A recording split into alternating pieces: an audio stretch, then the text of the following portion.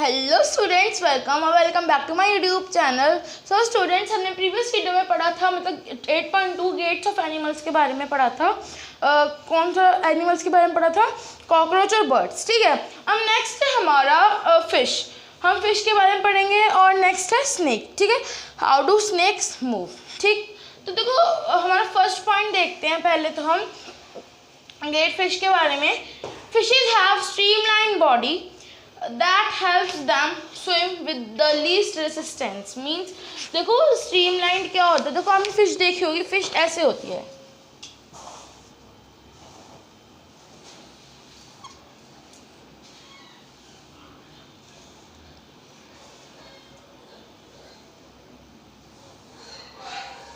तो कुछ ऐसी तरीके से ही होती है फिश।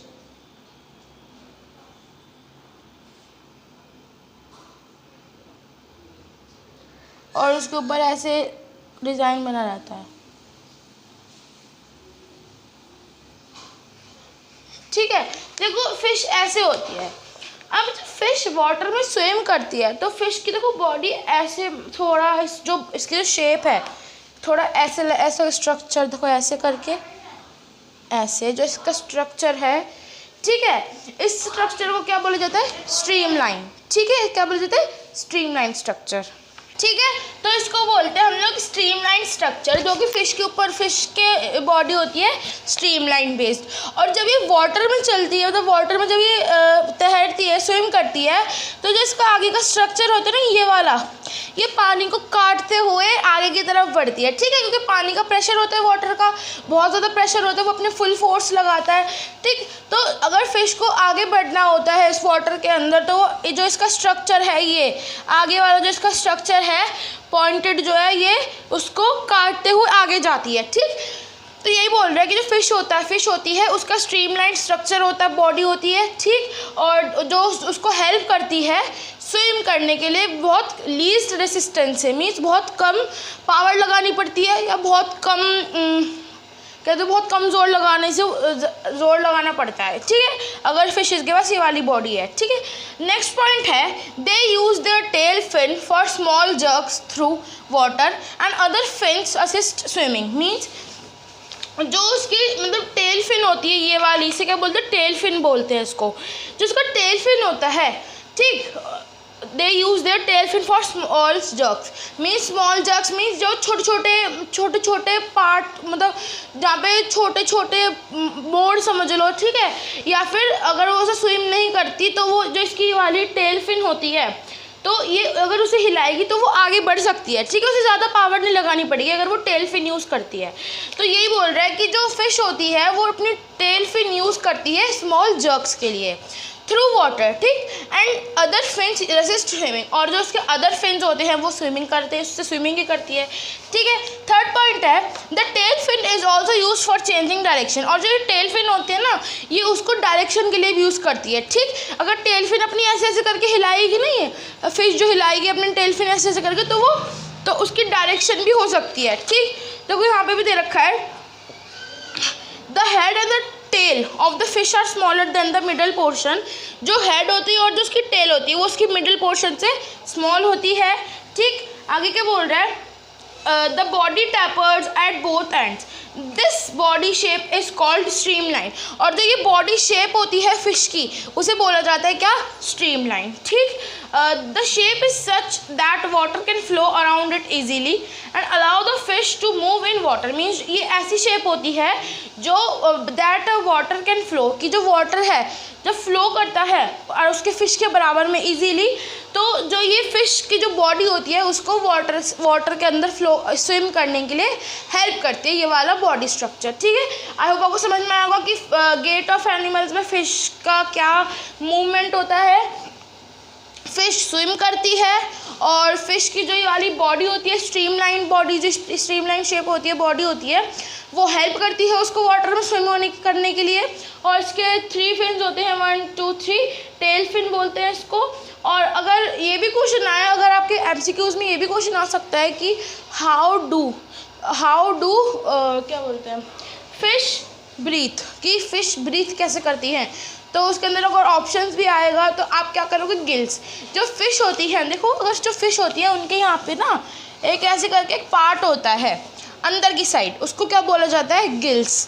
क्या बोला जाता है, देखो यहाँ पे लिख देती हूँ, गिल्स, जिसकी हेल्प से जो फिश है वो ब्रीथ करती है। ठीक, आई होप आपको समझ में आया होगा कि आपको क्लियर है कि फिश जो है वो स्विम करती है और उसकी स्ट्रीमलाइन जो होती है बॉडी होती है, ठीक, और वो मतलब जो उसकी टेल फिन होती है वो उसे डायरेक्शन चेंज करने में भी हेल्प करती है, और जो फिश और मतलब वो अपनी टेल फिन यूज़ करती है स्मॉल जर्क्स के लिए, और अदर तो फिन यूज़ करती है स्विमिंग के लिए। ठीक स्टूडेंट्स, फिश वाला हमारा हो चुका है फिनिश। अब हम चलते हैं अपने नेक्स्ट है, हाउ डू स्नेक्स मूव। देखो नेक्स्ट है हमारा snakes. How do snakes move means snakes कैसे चलते हैं, कैसे मूव करते हैं, और उनका मोशन वगैरह देखेंगे। ठीक, तो मेरा फर्स्ट पॉइंट देखो क्या है, snakes do not have legs. जो स्नेक होते हैं उनके लेग्स नहीं होते, जैसे हमारे लेग्स होते हैं वैसे उनके नहीं होते।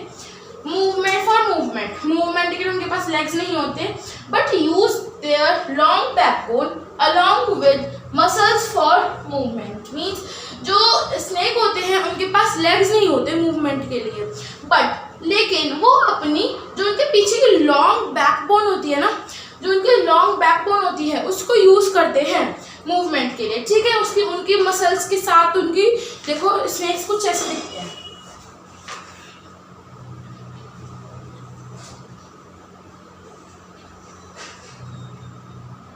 अगर थोड़ा स्नेक का स्ट्रक्चर देखो तो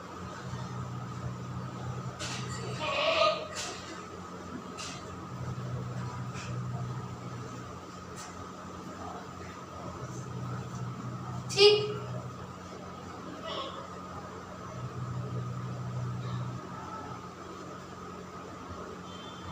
ठीक स्नेक्स ऐसे दिखते हैं और इनके यहाँ पे थोड़े बहुत स्केल्स टाइप बने रहते हैं।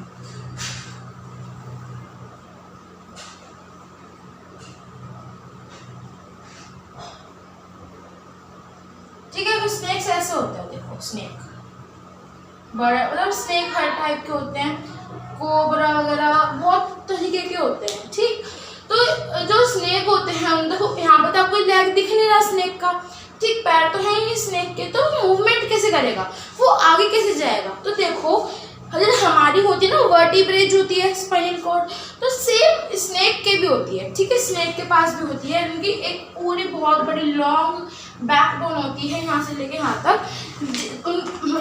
इनकी मसल, जब हार्ड मसल मास है उसके अंदर इनका क्या है, बैकबोन है।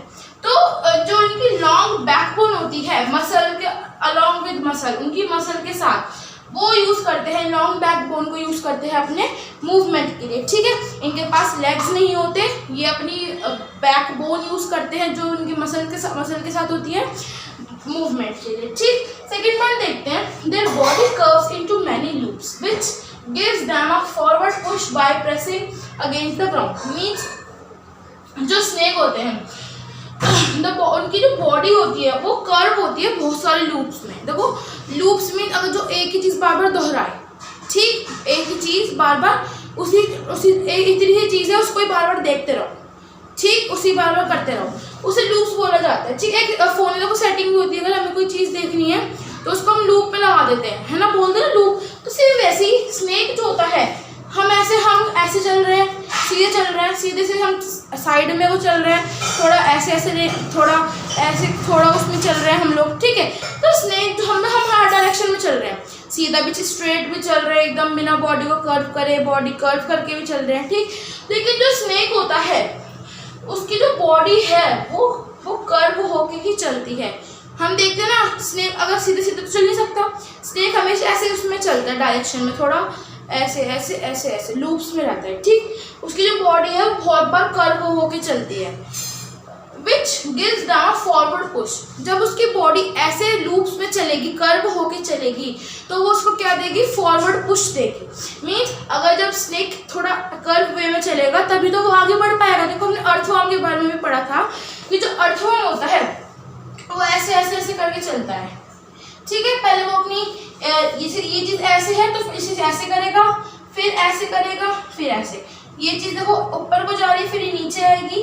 ठीक, ये भी फिर नीचे आएगी। तो मतलब थोड़ा कर्व वे में चल रहा है स्नेक, ठीक। और क्या बोल रहा है, इसकी जो बॉडी है कर्व वे में चलती है, which gives the forward push, जो इन्हें फॉरवर्ड पुश देती है जिससे कि आगे बढ़ पाते हैं, by pressing against the ground. Ground जो होता है ना, ग्राउंड को प्रेस करते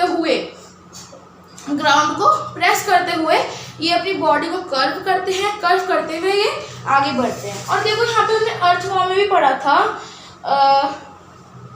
कि देखो अर्थवॉर्म भी ऐसे चलता है, ठीक है, साइड वे में अलग अलग। तो स्नेक भी ऐसे चलता है। और इसकी जो बॉडी होती है उसके नीचे क्या होते हैं, ब्रिसल्स होते हैं। क्या होते हैं, ब्रिसल्स। हमने अर्थवॉर्म में वाले में पढ़ा था ना कि जो स्नेक हो गया, अर्थवॉर्म हो गया, जो नीचे चलते हैं, क्रॉल करते हैं ग्राउंड पर, उनकी बॉडी के नीचे क्या होता है, ब्रिसल्स होते हैं, ब्रिसल्स, जो कि इनकी ग्रिप बना देते हैं ग्राउंड के ऊपर, ठीक। अब हम आपको समझ में आएगा। स्टूडेंट, स्नेक के लेग्स नहीं होते, वो अपनी लॉन्ग बैक बोन के उससे चलते हैं, ठीक। और उनकी बॉडी लूप्स में चलती है, ठीक, मतलब कर्व वे में चलती है।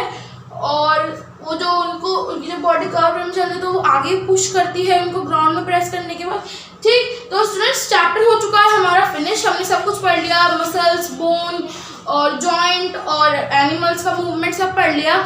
और आज की वीडियो हम लोग यहीं फिनिश करते हैं। अब है क्वेश्चन आंसर, हम लोग पढ़ेंगे नेक्स्ट वीडियो में। और अगर आज की वीडियो हम लोग यहीं फिनिश करते हैं। आज की वीडियो अगर आपको अच्छी लगे तो लाइक करना, शेयर करना, और अगर कोई डाउट हो तो मुझसे कमेंट सेक्शन में पूछ सकते हो। मिलते हैं नेक्स्ट वीडियो में, तब तक के लिए बाय, थैंक्स फॉर वॉचिंग।